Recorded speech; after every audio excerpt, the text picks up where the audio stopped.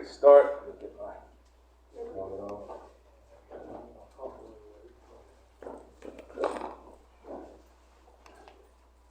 Oh, do we have cups? Oh, wait. Oh, this was supposed to be my live.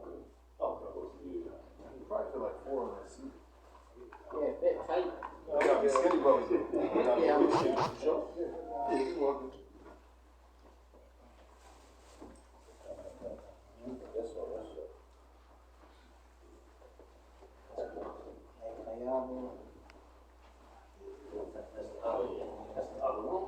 Yeah, I had it in my hand too. I had it in my hand. I didn't put it in my bag. Oh, wow. Yeah, too bad. I literally was swimming through it too, looking at stuff for like the New Year's and stuff like that. I was literally doing that before I left.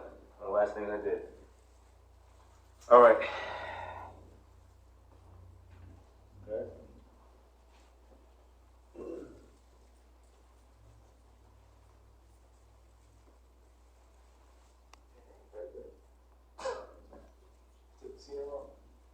All right, we're going live. 3, 2. Live, brothers. Shalom.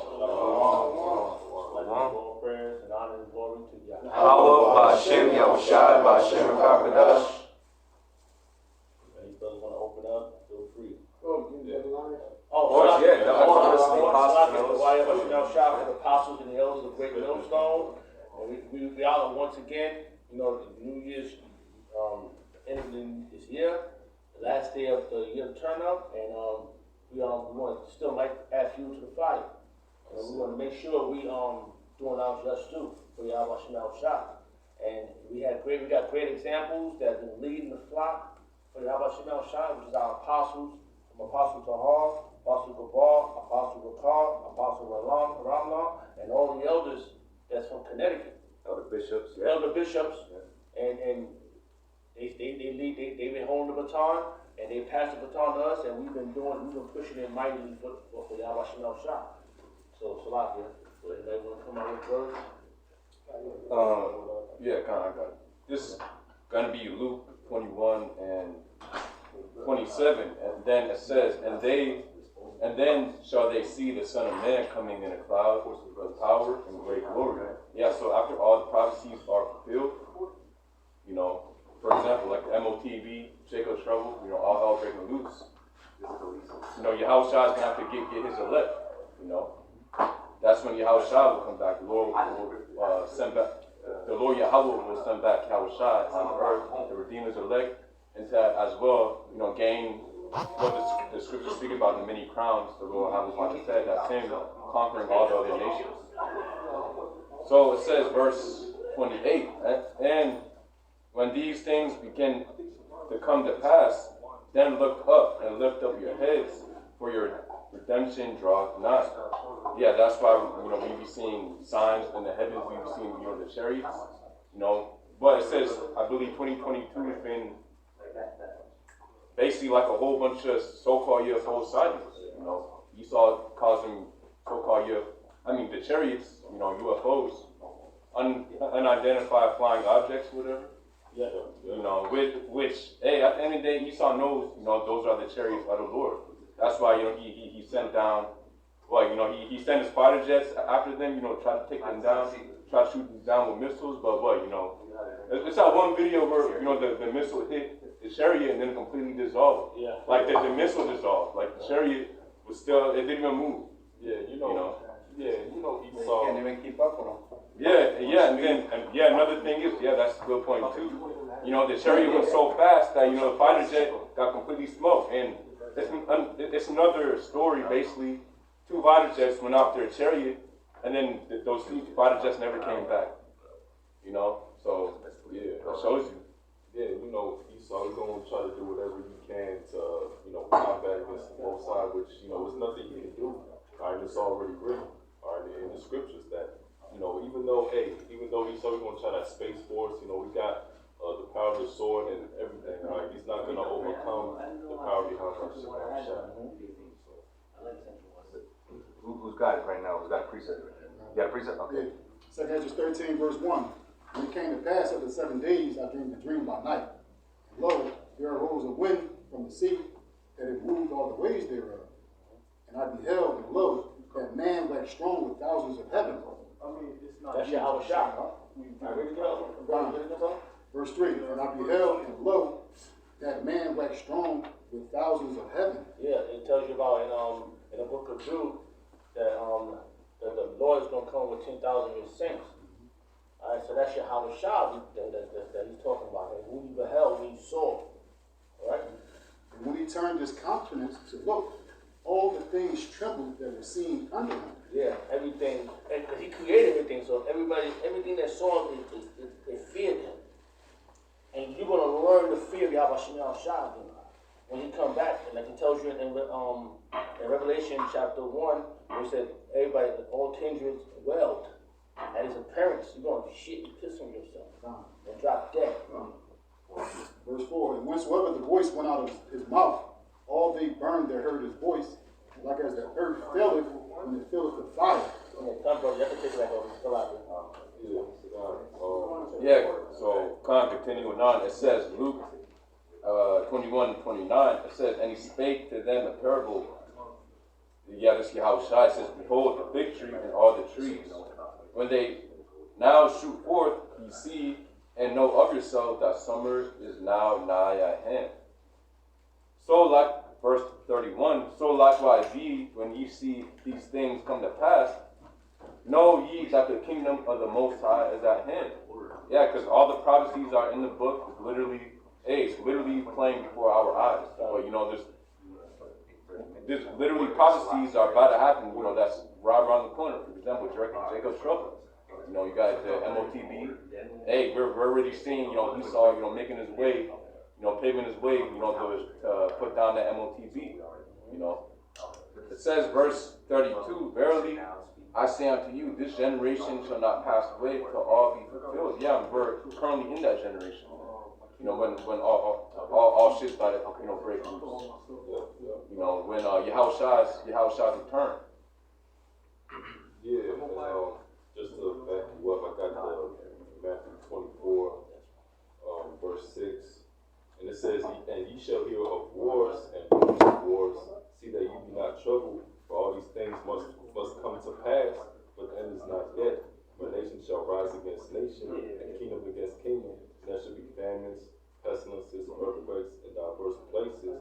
All these are the beginning of sorrow. So yeah, you know, it's just the beginning. You got, you know, rumors of war, all right, World War III, all right, the pestilence, all right, coming in with the jab or whatnot. All right, you know, these different prophecies are coming to pass, but it's not the end yet. It's the beginning of the end.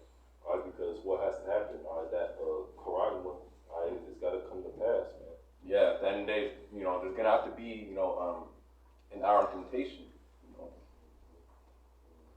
after that MOTB is implemented. I mean, say the whole world the whole planet, which is the ointment, got to experience that hour temptation. Everyone got to be tried. Right. And in a lot of aspects, that prophecy is being fulfilled. Not in its totality, but it's been introduced already to the world. That technology has been out there. And in certain countries, they have enacted it to a certain degree. We're just waiting for the full mandation worldwide, okay, to take place. But there are elements of that prophecy that come into effect. And that's really when the testing of our faith is really going to be in full scale. You know, right now we can kind of see it because we're talking about it, but when that shit really starts getting turned up, that's when, you know, our faith will really be tested. You know, and you know, it's going to be seen whether or not we're the, you know, the men of the Lord or not. You know. I got one after you then. Follow. It says, Revelation 3 verse 9, Revelation 3 verse 10, because thou hast kept the word of my patience, I will also keep thee from the hour of temptation, which shall come upon all the world to try them that dwell upon the earth. And because we pick up that cross and we follow behind Yahweh, he's going to keep us from the hour of temptation so that we won't be destroyed. So by doing this work, you know, going out there in the highways and byways and pushing this truth, you know, we picking up the cross and we follow Yahweh. It's going to be a hedge of protection when the hour of temptation comes. Right. The hour of temptation, all right, is synonymous with Jacob's trouble. Okay, which is where the the entirety of this system is going to be dependent on whether or not you got that chip, okay? Because anybody that doesn't have the C hip, okay, which is the MOTB, all right, if you're keeping up with the lessons, you know what those acronyms are, okay? You know what those key words are that we're using, okay? So offset the algorithm.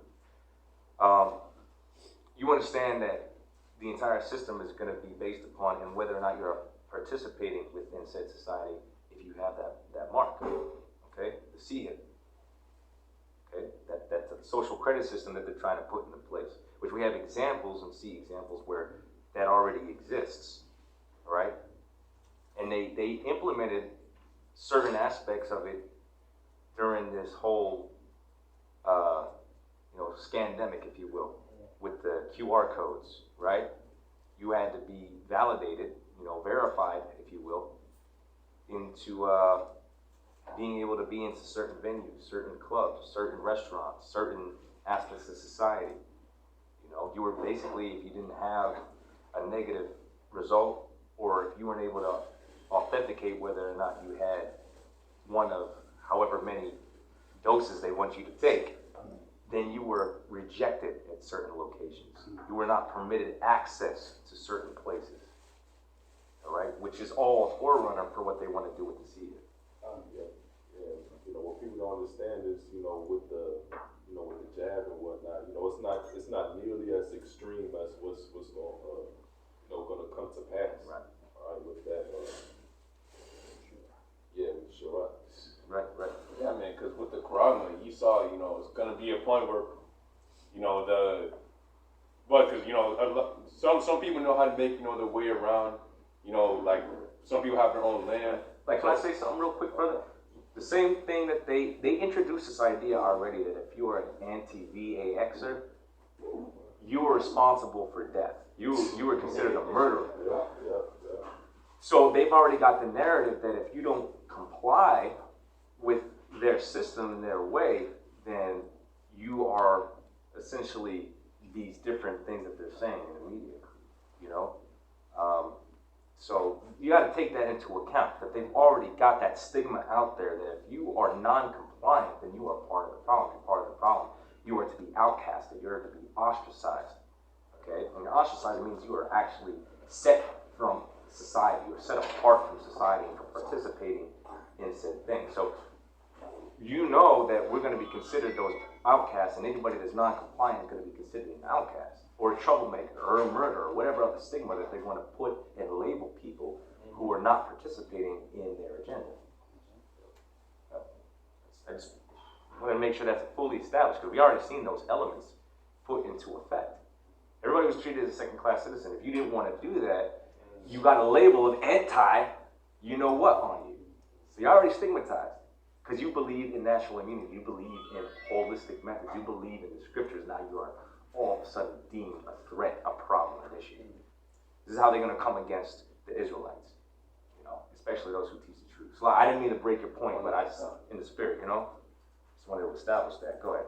Yeah, but you have to continue on. Basically, like the brother was going into, the problem is going to be, a whole extreme. Yeah. Because it's going to be a point where, because, a lot of people know that taking the MOTB, that, that's going to, you're going to be in that second death. So what Esau is going to have to put, certain measures like, the guillotine, and that's going to tend, that's going to be, something to, basically, a higher temptation, to make people get that problem. Are you making Like when people don't have access to the different medications that they're dependent on, when they don't have access to grocery stores, people are going to be lining themselves up to take that against their own. Do you understand that a lot of people didn't even want to get a first or second dose or a booster, but their job gave them ultimatums? You either do this or you leave. That's your choice. And what do people do out of pressure? They took it. And this is what we're talking about. This is why getting this knowledge is important now, so you don't fall to these pressures. The brother mentioned it. One of y'all said it, but it's the spirit. That's that hour of temptation. That's that hour of temptation. Because you're going to be subject to, do I take this, okay, which is all a false sense of security. Or do I trust in my power to sustain me in these times? When everything looks bleak, grim, and gray, so to speak, okay? Salaki for being overly poetic. It's just when things seemingly are at a standstill and you have no other options, what are you going to do? See, the elect, their mind's already made up. Brother read it that we're going to strive unto the truth, unto death, right? So that's our mindset. We're willing to die for this thing as opposed to submit ourselves to the will of the enemy. Because there's integrity and a reward set for those who have that kind of faith. And that's the type of mindset that the elect, the hopeful elect, are going to actually have. Did you have more on that? Yeah, continue on. It says Luke 21:33. Heaven and earth shall pass away, but my words shall not pass away. So everything the Lord has said that will come, every prophecy the Lord said that, that's bound to happen. Hey, it's gonna come. Ain't nothing no one can do to prevent it from happening.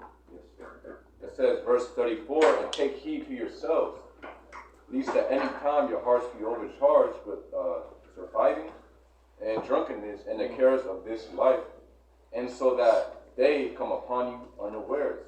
Yeah, because and that's what the Spirit, a lot of these, these wicked Israelite camps are pushing out. They're pushing out that basically, what's the Bacchus spirit, I believe, right? Yeah. They're pushing out. Basically, live it up. The kingdom is gonna be right here. Yeah. Like for example, Isolate yourself, make an Israelite community, or whatever they were saying. Yeah, a lot of these Israelite groups, they got a bunch of gimmicks, and they're like all more about inclusiveness than they are about the hopeful elect, which is essentially exclusive. The Lord chose specific spirits to be withdrawn from the society to honor Him, worship Him, and represent Him a particular way. Not all Israelite groups are doing that. You clearly see that. Some of these groups that y'all mentioned advocated that their congregation actually take that damn VAXX. They didn't warn against it. They'll take it. That's what they said. That's not what we said. I remember there was it's like, brother, you can make your point after I say this. We had an Israelite woman come up to the camp. I don't know if she was all together there, but I had asked her about her, status, and she said, "Yeah, I got one." I said, "Don't get another one. You got to cleanse that. Detoxify the body of those metals and stuff that's being injected into you." It's all experimental, as we've been saying, which it is. It was only authorized to be used under emergency situations. It wasn't actually approved. There's no long-term studies done on it. Okay? Go ahead. You're going to say something. Yeah, because that's what they believe. They actually tell you right out, too. You only live once. Yeah. They're trying to establish themselves out here, even though the scripture tells you this is not a place of rest. Right. Problem, reaction, solution. Where there is no need, they create one. All under deceptive means. It's all manipulation. That's why scriptures tell you, never trust thine enemy. That's why those scriptures are written. You see any of those camps, okay, some of them, but not all, but particularly Great Millstone. Begin with our apostles and others on down, they were warning to the fullest extent because we err on the side of caution. There's a sense of urgency that comes with this truth. Right? There's so many things happening, you have to warn the people. We're in the spirit of warning Israel. Search things out, right? The prudent man looketh well into his going, right? So we urging Israel to check things out. Don't take things for face value. You got to go and search these things, man. You got to filter these things. To read again, it says, Luke 21:34, and take heed to yourselves, lest at any time your hearts be overcharged with surfeiting and drunkenness and cares of this life, and so that day come upon you unawares. Yeah, and the point is, like, a lot of people aren't really preparing themselves for when these things start to pop up.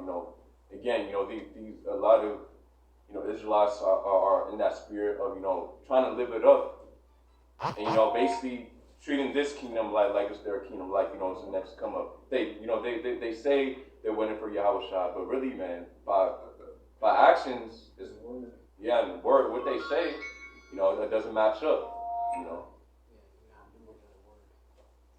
Yeah. So it says, verse 35, for as a snare shall it come up on all them that dwell on the face of the whole earth. 36, watch ye therefore and pray always that ye may be accounted worthy to escape all these things that shall come to pass and to stand before the Son of Man.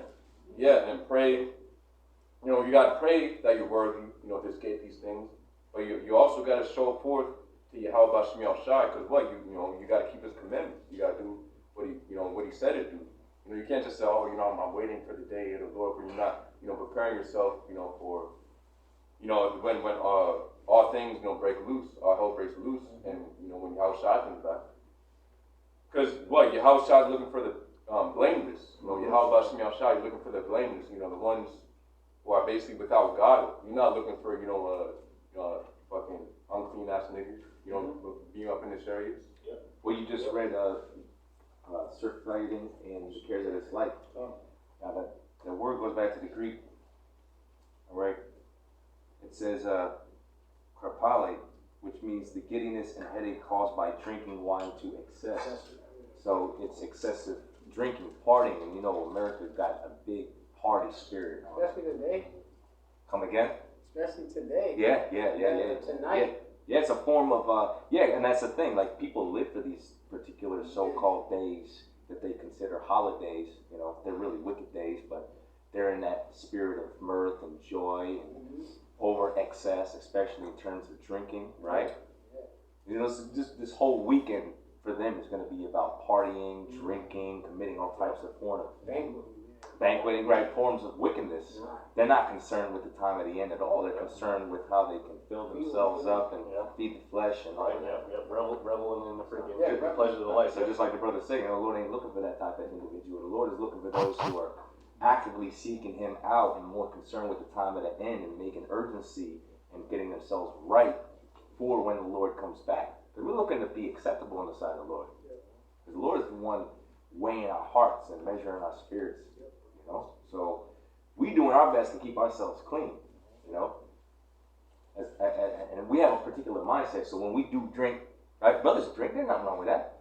But what spirit is behind when we get together when we drink? What are we sipping to? We sipping to the end of this world, right? We drinking to the coming and ushering into the kingdom of heaven. Our mindset is 2 Peter the 3rd chapter. Okay, we make it haste to the coming of the day of the Lord. So when we come together, that's how we think. That's our spirit and intent behind our get-togethers. You know what I'm saying? So I got a quick one. come. This is Ecclesiastes 7 verse 2. It says, "It is better to go to the house of mourning than to go to the house of feasting, for that is the end of all men, and the living will lay it to his heart." So we in that house of mourning. We're not out trying to go out and party and live it up. What is it to live it up, man? We in slavery, man. We in our punishment from Yahweh Shem Shai, man. We gotta be serious. We gotta go after the Lord. It's not the time to be partying and doing all that. This ain't even our kingdom, man. Right. So if I may add on to that, when somebody loses a so-called loved one in the world, the first thing that they'll say is, "You just never know when your time is up. Life is short." Those are the things that come to mind.